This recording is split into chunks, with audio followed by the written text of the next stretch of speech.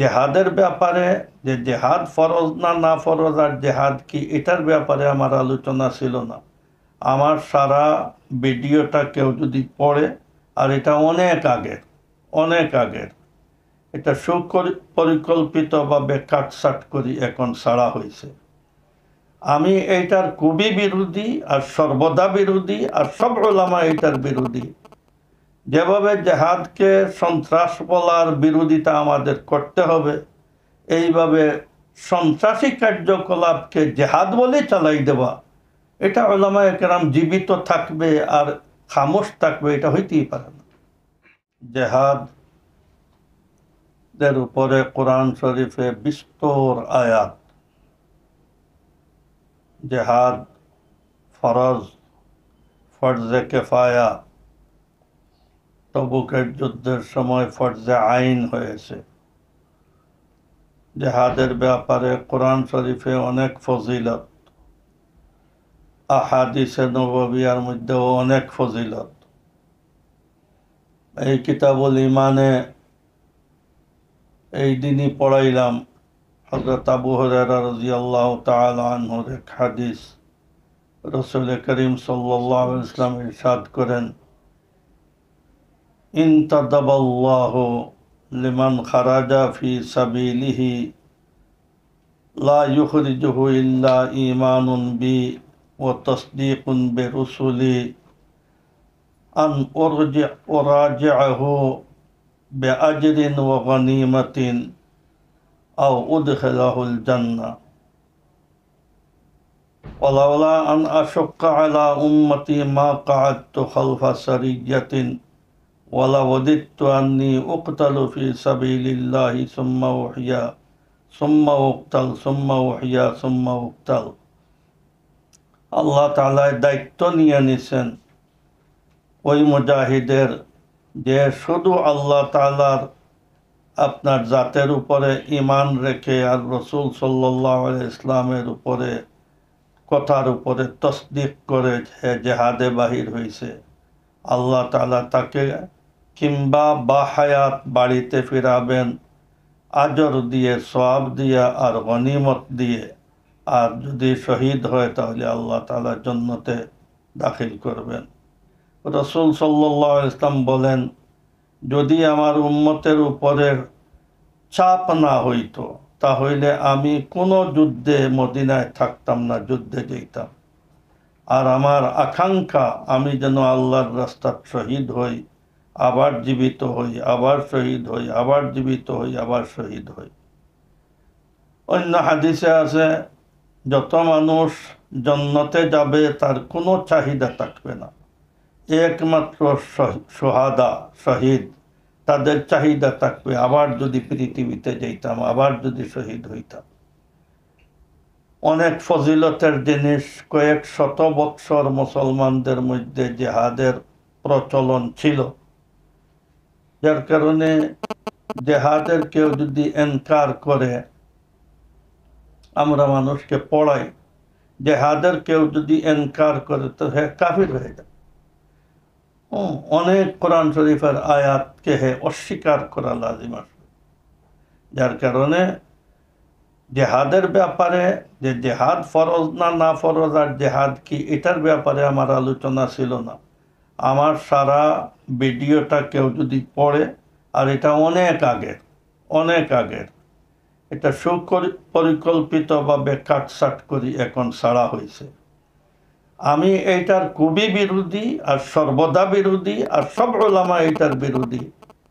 যেভাবে জেহাদকে সন্ত্রাস বলার বিরোধিতা আমাদের করতে হবে, এইভাবে সন্ত্রাসী কার্যকলাপকে জেহাদ বলে চালাই দেওয়া, এটা ওলামায়ে কেরাম জীবিত থাকবে আর খামোশ থাকবে, এটা হইতেই পারে না। আমাদের দেশে মেলা আপনার সন্ত্রাসী সংগঠন আছে, যারা সন্ত্রাসী কর্মকাণ্ডকে জেহাদের নামে চালাই দিতে চায়। মুসলমানদের দেশে আবার জেহাদ কেমনে হয়? যার কারণে জেহাদ বড় গনিমতের জিনিস, খুব ভালো জিনিস, কিন্তু যেভাবে আতুজ যাকাতা যাকাত দাও, এটা সবের জন্য নয়। এটা দেখতে হবে কোরআন শরীফের দলিল, হাদিস দেখতে হবে কার উপরে যাকাত ফরজ।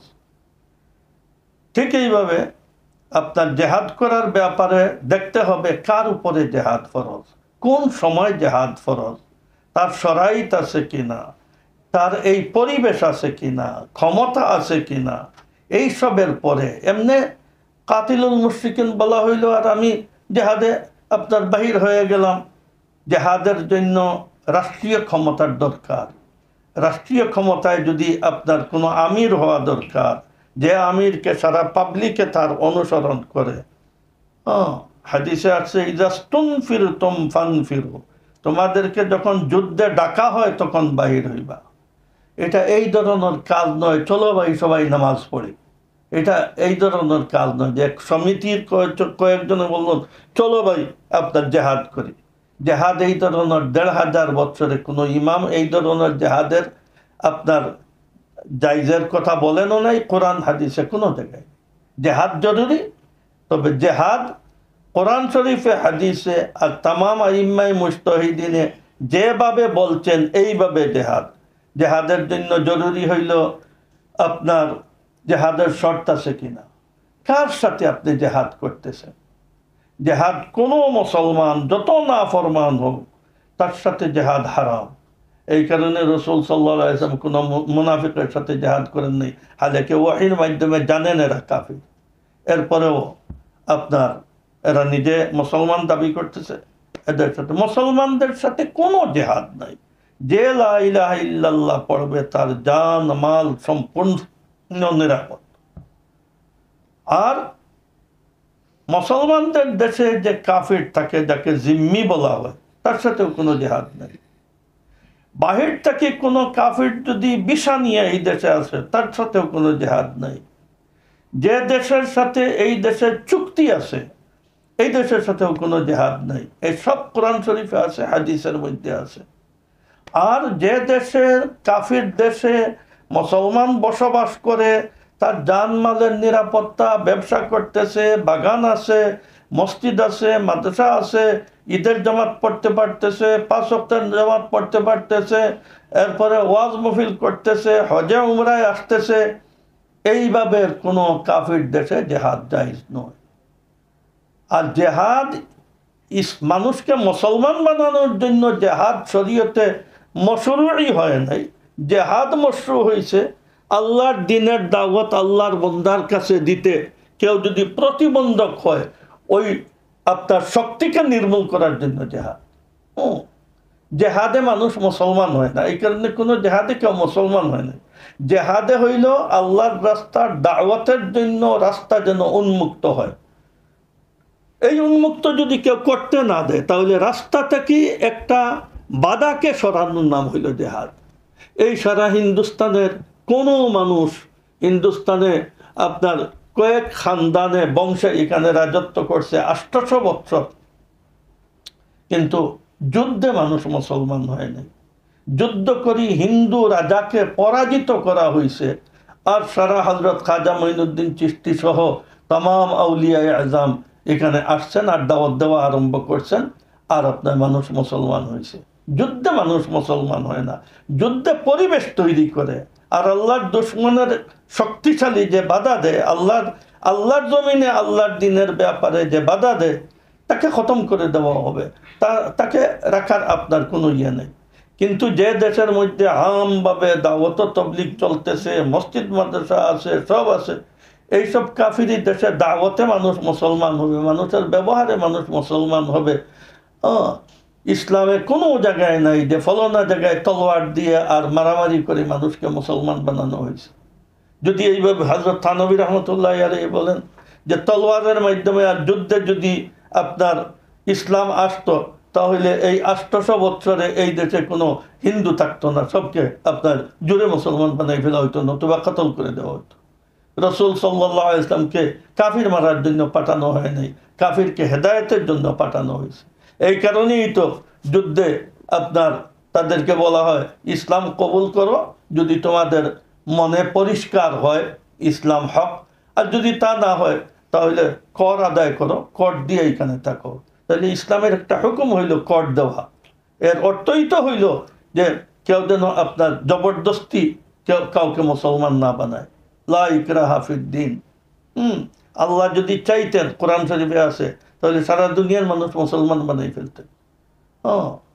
কিন্তু মুসলমান হবে নিজের ইচ্ছায়। ফতে মক্কার সময় হযরত আবু সুফিয়ানকে ধরে নিয়ে আসা হইল।